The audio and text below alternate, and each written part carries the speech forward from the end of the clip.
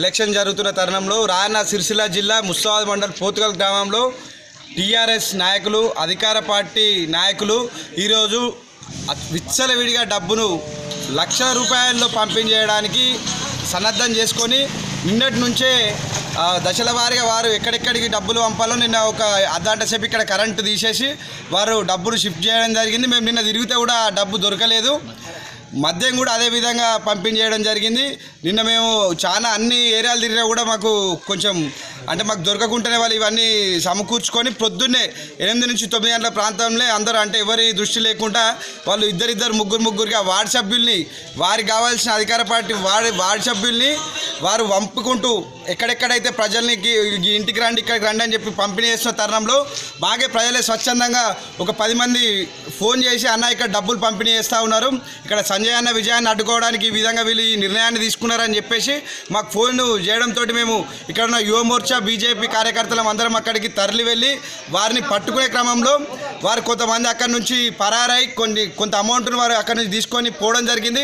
అదేవిధంగా వారు పంపిణీ చేస్తున్న డబ్బును రెడ్ హ్యాండెడ్గా పట్టుకోవడంతో కొద్ది అమౌంట్ను మేము చేజెక్కించుకొని అక్కడి నుంచే ఆ ఫ్లయింగ్ స్క్వాడ్కి కానీ అధికారులకు కానీ ఎస్ఐ గారు కానీ 100కి కానీ ప్రెస్లకు కానీ ఇన్ఫర్మేషన్ చేయడం జరిగింది.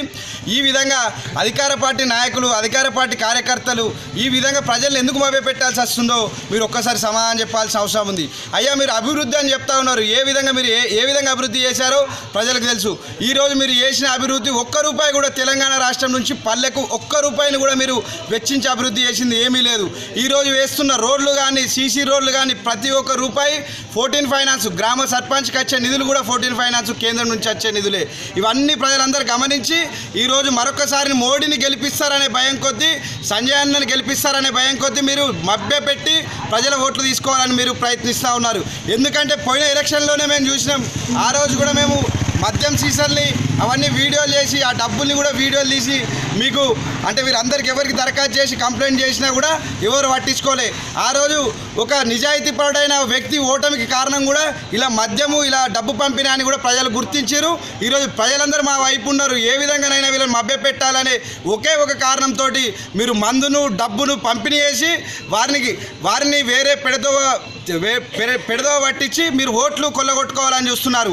అయ్యా ప్రజలందరూ గమనిస్తూ ఉన్నారు. ఈరోజు భారతదేశ ప్రధానమంత్రి చేస్తున్న అభివృద్ధి 14 ఫైనాన్స్ ద్వారా గ్రామాలను అభివృద్ధి చేస్తున్నారు. స్వచ్ఛ భారత్ తర్వాత స్వచ్ఛ భారత్ తోటి ఒక మరుగుదొడ్ల నిర్మాణమే కాకుండా ప్రతి ఒక్క ఆడపడుచుకు ఈరోజు ఇచ్చే బీడీ ఫంక్షన్లు కానీ ఇంటి ఫంక్షన్స్ కానీ ప్రతి ఒక్కటి ఇంట్లో ఆడపిల్ల ఉడితే ఒకప్పుడు చాలా దయనీయ పరిస్థితి ఉంటుండే. అంటే ఈ ఆడపిల్ల ఉడితే ఇంటికి భారం అనే పరిస్థితి ఒక ధీమా కొద్దీ మేము అందరం కార్యకర్తలను కూడా ప్రజల దగ్గర నుంచి స్పందన చూసి మీరు ఓర్వలేకే ఈ డబ్బుల పంపిణీ చేస్తూ ఉన్నారని వార్డు సభ్యునితో ఒక్కొక్క వార్డు సభ్యునితో తెలిసిన ఇన్ఫర్మేషన్ ఏంటంటే ఒక్కొక్క వార్డు సభ్యునితో ప్రతి ఒక్క సభ్యునితో ₹1,00,000 పంపించే టార్గెట్ని మీరు పెట్టుకున్నారు.